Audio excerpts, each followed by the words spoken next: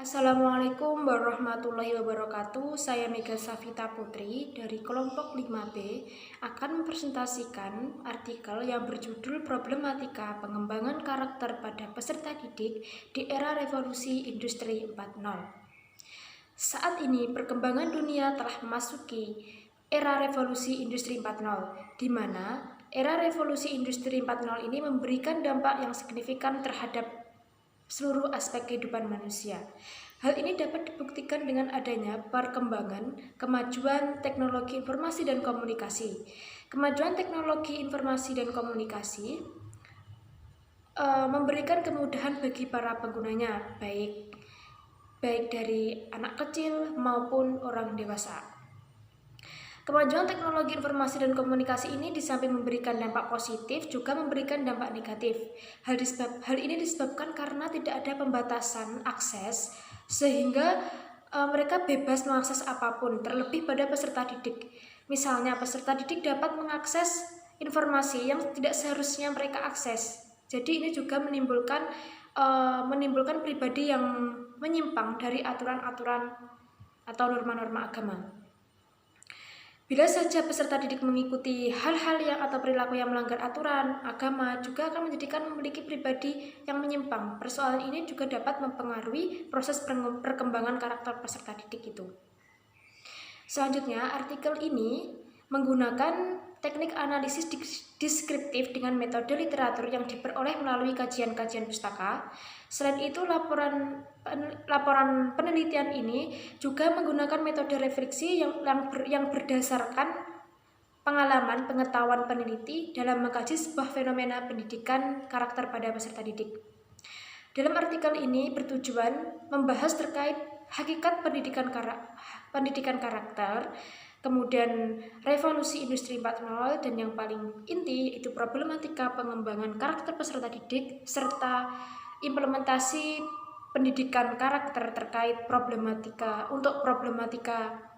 menghadapi problematika pengembangan karakter pada peserta didik. Baik, yang pertama pembahasan utama yaitu hakikat pendidikan karakter. Karakter dalam Kamus Besar Bahasa Indonesia berarti tabiat, sifat-sifat kejiwaan, akhlak atau budi pekerti yang dapat membedakan seseorang dengan yang lainnya. Dalam pandangan Harman, karakter merupakan ciri khas yang dimiliki oleh suatu benda atau seseorang. Jadi, ciri khas tersebut sudah melekat atau mengakar pada benda tersebut atau seseorang, sehingga mendorong untuk berkata, bertindak, bersikap, dan merespon sesuatu. Berdasarkan berbagai pengertian para ahli-ahli yang sudah disebutkan, dapat dipahami bahwa karakter identik dengan moral, etika, sehingga karakter ini ialah nilai-nilai perilaku manusia yang universal mencakup seluruh aktivitas manusia, baik dalam rangka berhubungan dengan Tuhan, dengan dirinya, dan dengan sesama manusia, dan dengan lingkungannya yang terwujud dalam pikiran, sikap, perasaan, perkataan, dan perbuatan berdasarkan norma-norma agama, hukum, tata krama, budaya, dan adat istiadat. Jadi secara sederhana, pendidikan karakter adalah segala usaha yang dapat dilaksanakan untuk mempengaruhi karakter siswa. Pengertian yang lebih tepat dapat kita ketahui pengertian dari Thomas Likona yang memandang bahwa pendidikan karakter ialah suatu usaha yang disengaja untuk membantu seseorang sehingga ia dapat mengerti dan memahami dan melakukan nilai-nilai etik. Definisi tersebut juga menekankan bahwa kita harus mengikat para peserta didik dengan berbagai kegiatan-kegiatan yang dapat mengantarkan peserta didik berpikir secara kreatif, kritis, terkait permasalahan-permasalahan etika dan moral, serta memberikan kesempatan kepada para peserta didik untuk mempraktikkan perilaku etika dan moral tersebut. Kemudian revolusi industri. Jadi konsep revolusi industri 4.0 ini merupakan konsep yang pertama kali diperkenalkan oleh Profesor Klaus Schwab. Jadi angka 4 pada istilah industri 4.0 merujuk pada revolusi industri yang keempat. Davis menyatakan bahwa revolusi itu terjadi 4 kali. Jadi pada era ini kegiatan industri sudah mulai berkembang secara kompleks dan mencapai pada tingkat tertinggi, di mana segala kecanggihan dan kemudahan sudah dapat dirasakan. Revolusi industri telah memicu pergeseran budaya dan ekonomi. Industri rumahan, pertanian tradisional, dan pekerjaan manual menjadi sistem manufaktur yang berbasis pabrik. Kemudian pembahasan yang ketiga yaitu problematika pengembangan karakter peserta didik di era revolusi industri 4.0. Saat ini pengembangan karakter yang sudah diupayakan dengan berbagai bentuk belum dapat terlaksana secara maksimal dan banyak problematika yang terjadi yang mempengaruhi pengembangan pendidikan karakter peserta didik baik yang berasal dari internal maupun eksternal.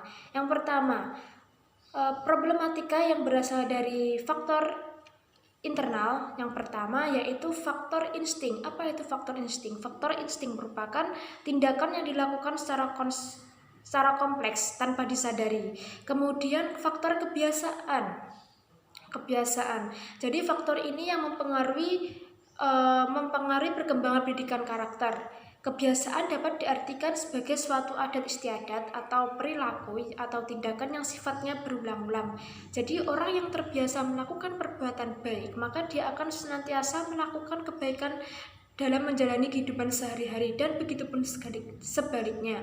Misalnya, dengan membiasakan berkata jujur, pantang menyerah, tidak bermalas-malasan, tidak berbuat curang, maka kebiasaan-kebiasaan kecil tersebut kalau sering dilakukan agar nantinya mampu menjadikan pribadi yang berkarakter baik, sudah terbiasa berperilaku baik.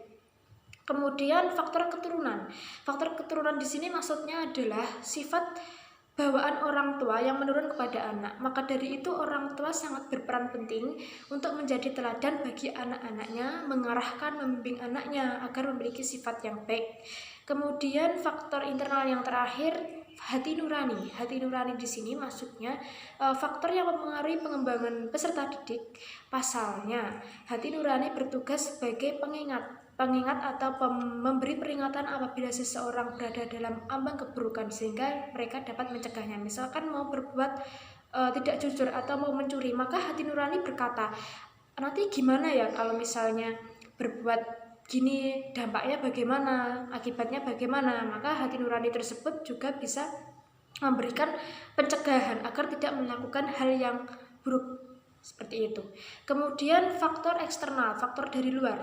Yang pertama faktor pengaruh pergaulan bebas. Jadi pergaulan bebas di sini sudah tidak asing lagi dan sudah masih menjadi sebuah persoalan yang menjadi sebab kurang berkembangnya karakter peserta didik. Pergaulan bebas ini diawali dengan masuknya anak dalam lingkungan baginya. Contoh pergaulan bebas misalkan bermabuk-mabukan, seks bebas, kemudian narkoba, kehidupan malam, dan lain sebagainya. Kemudian pengaruh media elektronik. Media elektronik di sini tidak hanya memberikan dampak positif saja, tapi yang maksud dari pengaruh media elektronik di sini yaitu dampak negatifnya. Misalnya adanya handphone, televisi, dan alat elektronik lainnya. Media elektronik di samping memberikan dampak terhadap dunia pendidikan juga, selain memberikan dampak buruk apabila disalahgunakan, misalkan kecanduan game, terus lalu adanya video porno seperti itu juga memberikan dampak yang buruk bagi peserta didik. Kemudian pengaruh keluarga. Keluarga juga memiliki pengaruh yang besar terhadap karakter seseorang. Saat ini banyak anak-anak yang terjerumus ke dalam perilaku yang tidak baik karena salahnya pendidikan yang diberikan orang tua kepada anak. Kurang baiknya hubungan orang tua, misalkan perceraian, ketidakharmonisan, itu juga memberikan dampak buruk terhadap pengembangan karakter peserta didik. Kemudian pengaruh sekolah. Pengaruh sekolah terhadap pengembangan karakter pada anak merupakan permasalahannya ini banyak sekali yang dinilai menjadi faktor utama penyebab ketidakberhasilan pendidikan. Jadi pendidik mengajar mayoritas berasal dari generasi yang memiliki karakter berbeda dengan peserta didiknya, dan masih banyaknya pendidik yang malas merencanakan pembelajaran yang variatif. Jadi pendidik tersebut tidak memahami atau tidak memberikan strategi pembelajaran yang tidak sesuai dengan karakteristik peserta didik tersebut, sehingga pendidikan karakter yang diharapkan tidak dapat berkembang dengan baik. Seperti itu. Kemudian selanjutnya pembahasan terakhir yaitu implementasi pendidikan karakter atau solusi yang diberikan terhadap problematika pengembangan karakter peserta didik. Jadi pembentukan karakter pada dasarnya itu usaha yang melibatkan berbagai pihak, antara pihak orang tua, pihak keluarga, pihak sekolah, dan pihak masyarakat.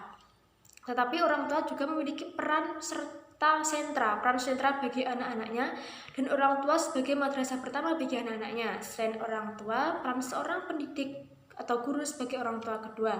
Selain orang tua dan guru, masyarakat juga berperan penting dalam mendukung karakter anak.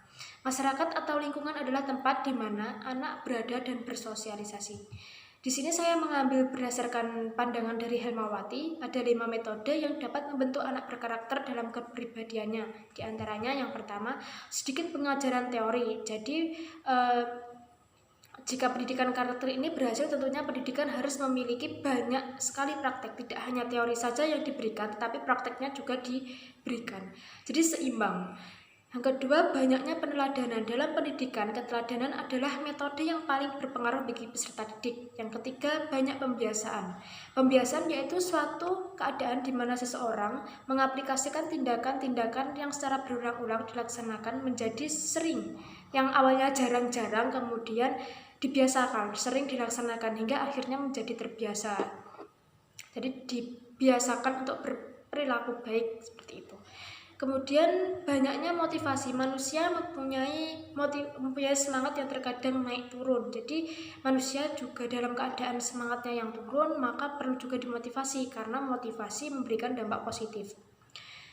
Yang terakhir, pengawasan dan penegakan hukum yang konsisten. Agar seseorang tetap menjadi pribadi yang benar, maka perlu ada pengawasan dan penegakan aturan. Selain metode di atas, juga dapat menggunakan metode membangun iman, memupuk akhlak, pendidikan berbasis minat dan bakat, dan pendidikan berbasis doa dan berlatih. Seperti itu. Jadi kesimpulan yang dapat diambil dari permasalahan ini, dari artikel ini, yaitu pendidikan karakter merupakan aspek yang sangat penting karena menentukan ranah dan keberlangsungan suatu bangsa di benua maupun termasuk Indonesia. Namun pada prakteknya memang pendidikan karakter tidak semudah membalikkan tangan, maka harus ada sinergitas antara orang tua, sekolah, dan masyarakat demi terciptanya masyarakat madani yang berkarakter.